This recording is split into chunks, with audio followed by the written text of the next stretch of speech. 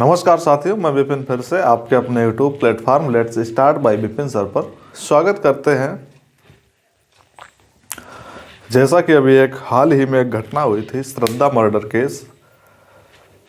मुझे नहीं पता है कि कितने लोग इस बात से अपडेट हैं या नहीं हैं, और कहीं ना कहीं अगर आप नहीं हैं तो आपको अपडेट होना चाहिए। अगर जरा भी आप थोड़ा भी अपने आप को आज के समय में विस्तारित करना चाहते हैं। श्रद्धा मर्डर केस कोई एक अनोखा मर्डर केस नहीं है। ऐसा हमारे देश में जाने कितने मर्डर केस, रेप केस, दुनिया के बलात्कार होते हैं, लेकिन लगातार नतीजन इतनी बर्बरताएं होने के बावजूद भी हम या हमारे देश के जितने भी छोटे बड़े भाई बहन हों या कोई भी व्यक्ति हो, अगर सबक नहीं लेता है तो ये हमारा और आपका दुर्भाग्य होगा। श्रद्धा मर्डर केस जो हुआ था, थोड़ा ब्रीफ में इसको समझते हैं 2 मिनट में। कि जो एक लड़की होती है, श्रद्धा मुंबई की रहने वाली होती है और दिल्ली में किसी कॉल सेंटर पर काम करती है। कॉल सेंटर पर काम करने के साथ एक जो व्यक्ति होता है, आफताब करके जो नाम होता लड़के का, उसके साथ जो ऑनलाइन एप्लीकेशंस होते हैं, जैसे दोस्ती वगैरह, शादी की बात और दुनियादारी जितने भी ऑनलाइन एप्लीकेशन हैं, उनके माध्यम से दोस्ती होती है। और दोस्ती इतनी गहरी हो जाती है कि उनकी दोस्ती की भनक उनके माँ बाप को भी नहीं लगती है। अगर माँ बाप को लगती भी है तो माँ बाप के मना करने के बावजूद भी उस पर उन्होंने कोई अमल नहीं किया या विचार नहीं किया कि ये सही है या गलत है। और उसी के साथ नतीजा क्या निकला कि जब 6 महीने से लड़की गायब हुई, जब पिताजी ने पता करने की कोशिश की कि उनकी बेटी कहाँ है, तो परिणाम ये निकला कि वो 35 टुकड़ों में दिल्ली में बिखेर दी गई। समस्या 35 टुकड़ों की नहीं है, समस्या ये है कि घर वालों और माँ बाप के मना करने के बावजूद बच्चे जो अपने पेरेंट्स को चीज़ें नहीं बताते हैं, जरा सा 4 क्लासें या 4 लाइनें पढ़ लेते हैं, 10-5 हज़ार कमा लेने लगते हैं, तो उन्हें लगता है कि अब वो खुदा से कम नहीं है और अब उन्हें किसी की ज़रूरत नहीं है। और शायद ये उनकी गलतफहमी से कम नहीं है, ये उनकी बहुत बड़ी गलतफहमी है। आजकल तमाम हम या हमारे स्कूल, कोचिंग, कहीं भी यार, मित्र, दोस्त, जितने भी लोग होते हैं, और मुझे लगता है कि अगर उनके साथ किसी भी तरीके की घटनाएं हों या कोई भी उनके जीवन में अपडेट हो, तो मुझे लगता है अपने भाई बहन, परिवार में कॉमन भाई बहन, माँ बाप तो होते ही हैं, किसी को तो वो चीज़ें बतानी चाहिए। अच्छी हो, खराब हो, कैसी भी हो, उनको शेयर कहीं ना कहीं करना चाहिए, मुझे ऐसा लगता है। इतने भी अभी बड़े आप नहीं हो गए कि माँ बाप के ऊपर भी निकल जाओ।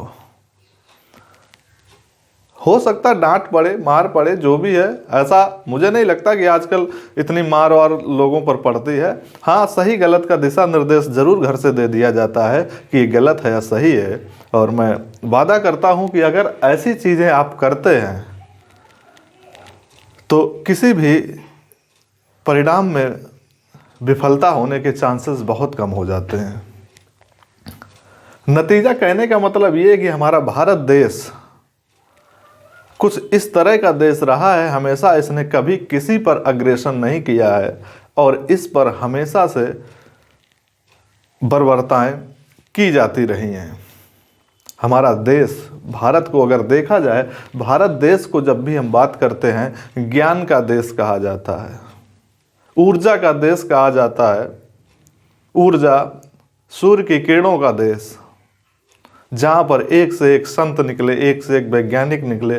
दुनिया में जितने भी संत या ज्ञानी देख लीजिएगा, सबसे ज़्यादा भारत देश से निकले हुए हैं। चाहे उन्होंने योग का माध्यम अपनाया हो, चाहे ज्ञान का माध्यम अपनाया हो। और ये भी समझ लीजिए, भारत देश के लिए एक लाइन कहा जाती है, कुछ यूं ही रही हस्ती हमारी, कुछ यूं ही रही हस्ती हमारी, कि दुश्मन जहां सदियों रहा हमारा। इस तरह से कुछ लाइनें कही जाती हैं हमेशा कि हमारा भारत देश जो है उसके हमेशा दुश्मन रहे हैं। चाहे मुग़ल काल ले लो, ईरानी ले लो, तुर्क ले लो, पुर्तगाली ले लो, मतलब कहीं ना कहीं कोई ना कोई आके उसको लूटता ही रहा है, खजाना रहा है। धन संपत्ति का खजाना तो रहा ही है, उसके साथ कहीं ना कहीं ज्ञान का भी भंडार रहा है। इतनी चीज़ें होने के पश्चात भी अगर आज हम युवा लोग नहीं ये बात समझते हैं जरा भी, ये दुर्भाग्य किसका होगा। इतना भी मटेरियलिस्टिक वर्ड का नशा तुम पर नहीं चढ़ना चाहिए कि चीज़ों को पछाड़ दो और तुम आगे निकल जाओ। समाज को साथ में लेकर चलने का हौसला अगर होता है तो कहीं ना कहीं उसे फॉलो करना भी आपकी जिम्मेदारी है। आप दुनिया में अलग नहीं हैं। और ये जो मर्डर केस होता है, जैसे 35 टुकड़े किए जाते हैं, कहीं ना कहीं क्या इसको हम धर्म की संज्ञा दें या जाति की संज्ञा दें या व्यक्ति के मानसिक रोग का संज्ञा दें? समझदार सब हैं, कोई ऐसा नहीं है कि समझदार ना हो। अगर हिंदू धर्म की बात करें तो हिंदू धर्म किसी धर्म से कम नहीं, सर्वश्रेष्ठ धर्म है, सबसे पुराना धर्म है। क्यों इसको लांघना है? क्या इसमें चीज़ें नहीं हैं? और नतीजा हमेशा से जो निकलते आए हैं वो किसी से छिपे हुए नहीं हैं। आप अपने आप को तो शर्मसार करते हैं, माँ बाप को भी शर्मसार करते हैं। ये तथाकथित मजहबी जो हैं आपको बरगलाते हैं। हम ये नहीं कहते कि कोई धर्म बुरा है, कोई मजहब बुरा है, लेकिन हम गर्व से कहते हैं कि हमारा धर्म सबसे अच्छा है। हमें जाति विशेष या किसी धर्म को ठेस पहुंचाना नहीं है, लेकिन गर्व के साथ हमें कहने में भी हम पीछे नहीं होते कि हमारा हिंदू धर्म किसी से कम है। हमने अपने धर्म और अपने माँ बाप और अपने देश की गरिमा को बचाए रखना, ये हमारी सबसे बड़ी जिम्मेदारी है। आज के समय में जो हमारे कोचिंग से लेके स्कूल तक बच्चे जुड़े होते हैं, ज़रा सी बातों पर हाइपर हो जाते हैं। खैर चलो ठीक है, उन्हें अभी समझ नहीं होती है, लेकिन जो घटनाएं होती उनसे वो सीख तो ले सकते हैं। अरे कोई बात है, कोई दोस्त है, कुछ भी है, घर में शेयर करना सीखो, अपने बड़े भाई बहन को बताना सीखो। शर्म किस बात की है? अगर कोई छोटी मोटी बात होगी तो घर परिवार में 4 लोग हैं, अभी 4 लोगों की शर्म नहीं फेस कर पाओगे तो आगे फिर पूरे भारत देश में जब इंटरनेट पर फैलेगा मामला, तब तो वो शर्म बर्दाश्त हो जाएगी। तो परिणाम कहीं ना कहीं ये अच्छा नहीं होता है और हमेशा इसकी विफलताएं हाथ में लगती हैं। ऐसे 35 नहीं 40 टुकड़े का इंतज़ार नहीं करना चाहिए कि आज एक घटना, कल गोरखपुर घटना, परसों मथुरा की घटना। क्या है ये सब है? समझदारी का थोड़ा परिचय दें तो अच्छा होगा। और दूसरी चीज़ रही बात युवाओं के शादी और विवाह की, कृपया करके अपना धर्म छोड़ करना जाएं तो ज़्यादा अच्छा होगा। और फिर भी अगर जाते हैं तो इस बात से हमें कोई तकलीफ़ नहीं है, अपने माँ बाप को ज़रूर उसमें शामिल करें।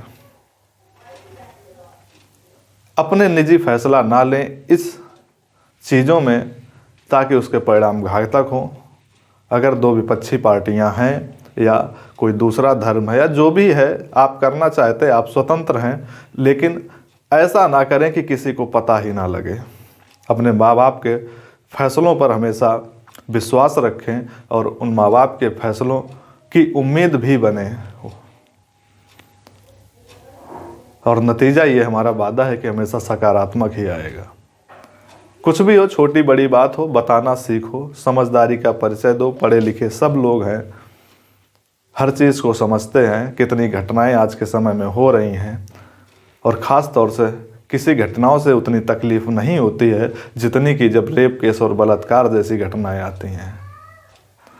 लड़ाई भिड़ाई करो, सब कुछ होता है, कोई बात नहीं, लेकिन जब बात यहाँ तक आ जाती है किसी के जीवन अंत की, तो वहाँ पर समस्या विकट। फिर तो ये तो हैवानियत जैसा, जैसे जंगलों में जानवरों का राज होता है, उस तरह से चीज़ें निकल के आती हैं। और अंततः यही कहना चाहेंगे कि हमेशा अपने घर परिवार को हर चीज़ में शामिल करें, एक दूसरे से सलाह लें, चीज़ों को बताएं। माँ बाप, बड़े भाई बहन जो भी हों, उनको अपनी चीज़ें बताने की कोशिश करें कि ये ऐसा हो रहा, वैसा हो रहा। जो आप करना चाहते हैं उसको आप शेयर कर सकते हैं, समस्या उसमें कुछ नहीं होती है। लेकिन इन घटनाओं से आप बच जाएंगे, ये ज़्यादा महत्वपूर्ण है। पढ़ाई लिखाई करना अच्छी बात है, लेकिन पढ़ाई लिखाई को जीवन में उतारना उससे भी अच्छी बात है। आज के समय में 40% किताबों का सिर्फ रोल है। अगर किताबों से सीखी हुई चीज़ों को आप समाज में अप्लाई करते हैं तो उसका 60% रोल होता है, मुझे ऐसा लगता है। पढ़ लिख के क्या मतलब बना, अगर उनको जीवन में ढाल नहीं पाए, उनको हथियार नहीं बना पाए, तो ऐसी पढ़ाई का कोई मतलब ही नहीं बनता है।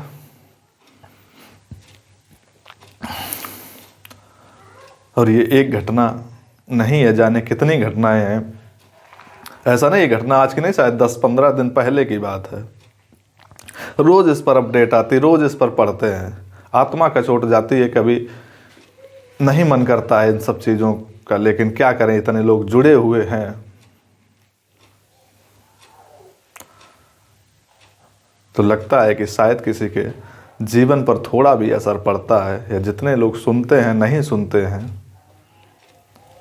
समाज की चीज़ों को समझने की कोशिश करें, और अंततः यही है कि अपनी हर खुशी या दुख में अपने घर परिवार को ज़रूर शामिल करें।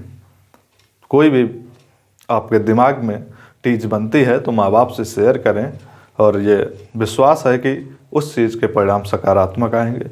नमस्कार, धन्यवाद।